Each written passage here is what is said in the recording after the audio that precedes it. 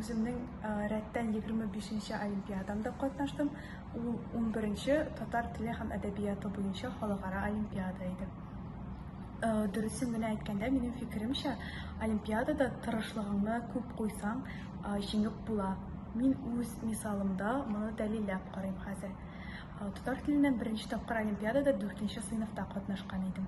Миндә 60-тан 10 балл җыйдым. Әдәбияттан исә 7-нче сыйныфта беренче тапкыр катнаштым, анда призер исемен яуладым. Шуннан соң мин үземә максат итеп куйдым, ничек булса да республика уровененә чыгарга. 8-нче сыйныфта үзем өчен дә көтмәгәндә җиңүче исемен яуладым. Аннан соң инде мин ул вакытта Карадуган мәктәбендә, Вакыйф Зыятдинов исемендәге Карадуган гимназиясында белем ала идем. Һәм без укытучым Илмира Мәсгудовна белән төзедек олимпиадага әзерлек графигын дип әйтим. Без әдәбиятның беренче кисәген, икенче кисәген бөтенләй мин яттан укып чыга идем. Bütün терминнарны ятларга кирәк.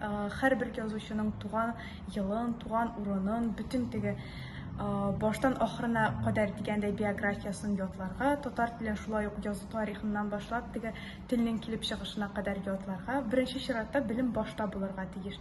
Теге укыганда гына ул искә калмый, ә менә ятласаң, ул синең башыңда теге тәртипләп утыра. Әдәбиятның борынгы чордан алып, яңа заманга кадәр бөтенесе минем башта бар. Теге белем башта булса, ул барыбер истән чыкмый. Аннан соң инде икенче өлешкә күчик, ул инде әсәрне анализы белү. Белемне яттан белүдән тыш, син әсәр белән эшли белергә, иншалар яза белергә тиеш. Моңа да мин инде берничә ел өйрәндем. Үзем хикәяләр, мәкаләләр дә язып киләм, шуның өчен бу да булышкандыр дип уйлыйм. Беренче чиратта язганда сорауны игътибар белән укырга кирәк. Синнән нәрсә сорыйлар, шуны язарга кирәк.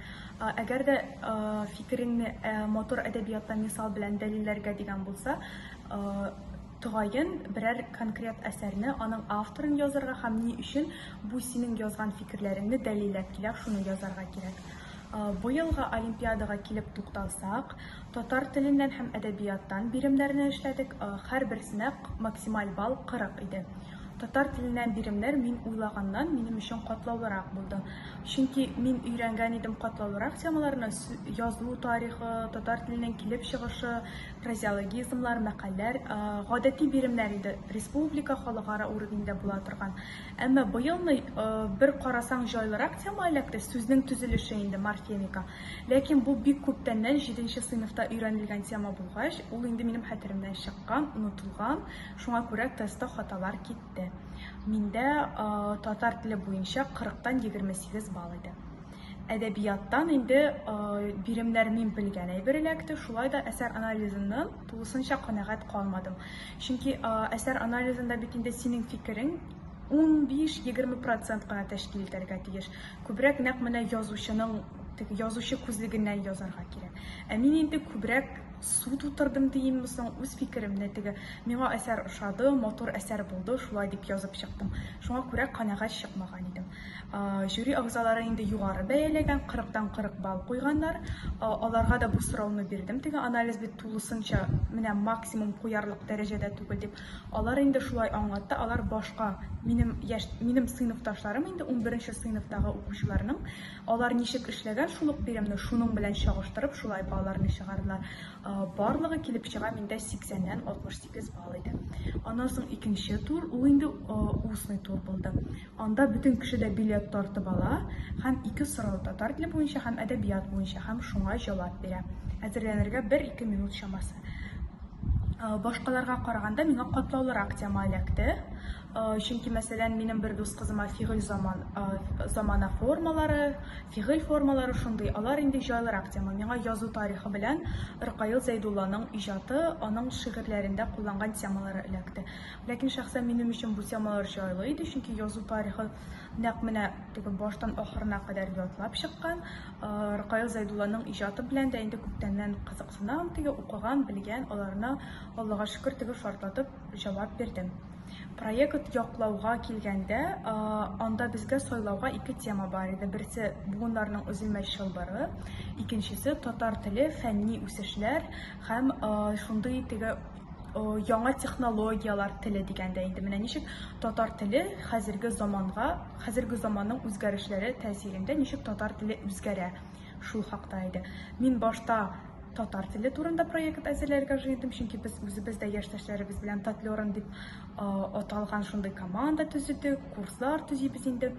Әмма аннан соң әтияни белән сөйләшкәннән соң алар да инде бик миннән үтенеп сорадылар, теге җиде буынны өйрәнеп, шәҗәрә төзергә, теге аларның да күптәннән уенда килгән шундый максат, хыял эше булган бу. Һәм мин инде шуны чынга ашырдым. Менә мөмкинлек туды. Җиде буынны өйрәнеп, шәҗәрәне төзеп, теге продукт буларак шул шәҗәрә ясадым. Әти ягыннан җиде буынны ачыклап, әни ягыннан җиде буынны ачыклап, һәм берничә шигырь шундый матур теге инша шикелле шундый яздым. Проект чыгышым белән дөресен әйткәндә канәгать калдым, бирелгән сорауларга җавап бирдем. Бер генә кичкенә канәгать калмаган әйбер, ул да булса мин тулысынча ятман сөйләмәдем. Каушармын дип барбер кулга кагаз тотылган иде. Шуңа күрә бал төшерделәр дигән уй булды. Ләкин дөресен әйткәндә жюри әгъзалары канәгать калды дип аңладым. Ну, бу җиңүгә мин Гран-при 2 ел элек минем бер таныш кызым Гөлинә Гран-при алганда, минем өчен Гран-при дәрәҗәсе ул реаль булмаган, мөмкин булмаган шикелле иде. Чөнки монда бит инде син күпме укысаң да башка факторлар да роль уйный. Теге өйрәнмәгән әйбер эләгергә мөмкин. Ничек кенә карамасаң да әсәр анализы иншаны бәйләгәндә жюри әгъзалары барбер субъектив тикшерә инде. Ул ошарга мөмкин, ошамаска мөмкин. Шуңа күрә синең шәхси әзерлегеңнән, теге белем дәрәҗәңнән тыш, монда башка факторлар да роль уйный теге. Русчалатып әйтсәк, везет, не везет шикелле. Шуңа күрә барбер теге бик күп әйбер тәңгәл килергә тиеш син бу урынны алыр өчен. Ничек булгандыр, әмма соңгысына кадәр ышанмадым. Миңа инде безнең куратор апабыз Алсу апа Рәйсә теге чыгыш әзерлә, иртәгә сәхнәгә чыкканда дип әйткәндә, барбер шаярта гына микән дип дигәндә уйда булган иде. Барбер ахырдан шуны әйтәсе килә, әгәр дә ниндидер максат куйсаң, хәтта ул сиңа реаль төсле тоелмаса да, син кичкенә адымнар белән булса да, аңа якынлашсаң, ул ничек булса да ахырдан килеп чыгачак.